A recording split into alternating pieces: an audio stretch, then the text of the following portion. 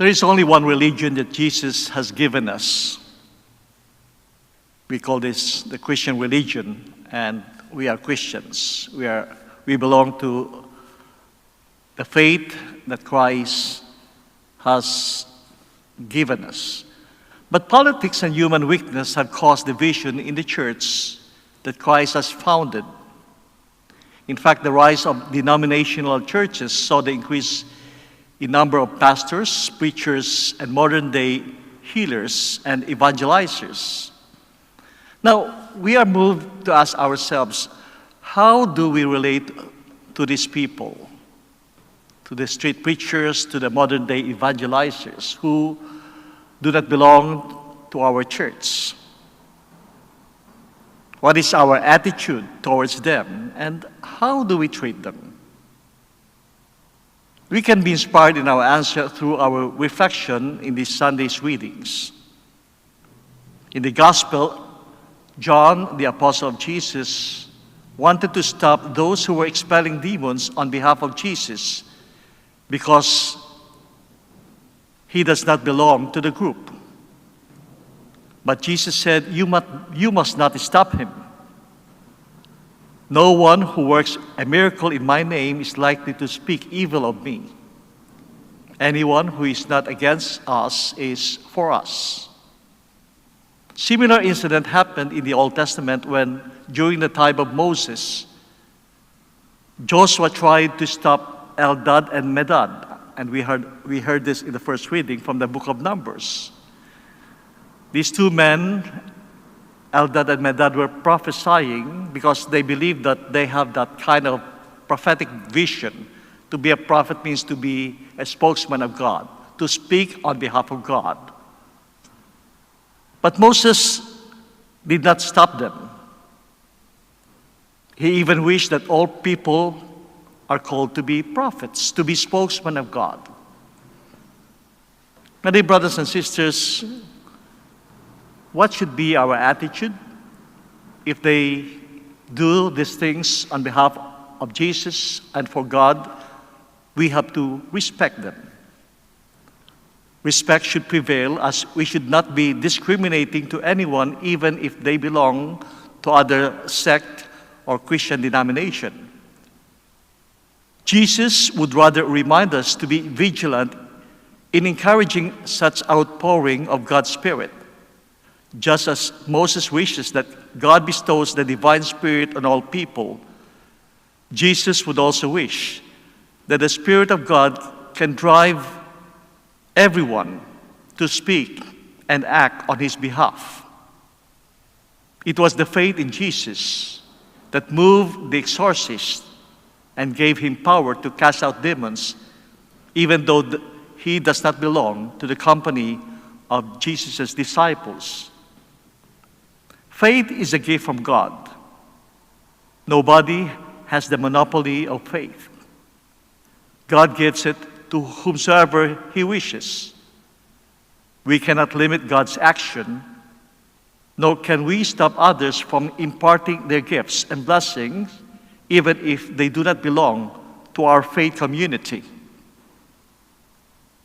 Our Lord Jesus is providing us with norms and guidelines in our actions and motivations in our ministry, in our preaching, in our healing, whatever things that we do for the church, whatever religious services that we render. But Jesus warns us against false prophets. They are the people who bring down little ones and innocent people to sin and separation from God. We can just scrutinize their preaching, their teaching, and what they are doing. We can scrutinize their lifestyle if they truly live according to the values of the gospel. Because we have to be aware of modern-day prophets or gurus that include capitalists who have less concern for the plight of the poor, for the civil authorities and those people who are leading us, whose agenda is to keep themselves in power, even at the expense of compromising moral principles.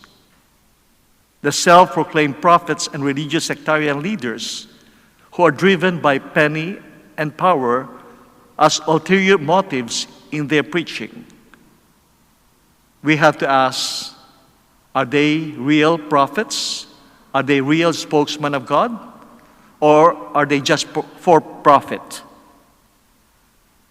Jesus warns us against them, for they are the real scandal of the world. To be a Christian entails participation in our evangelical mission of bringing the gospel to others. That is our duty, but not an exclusive right.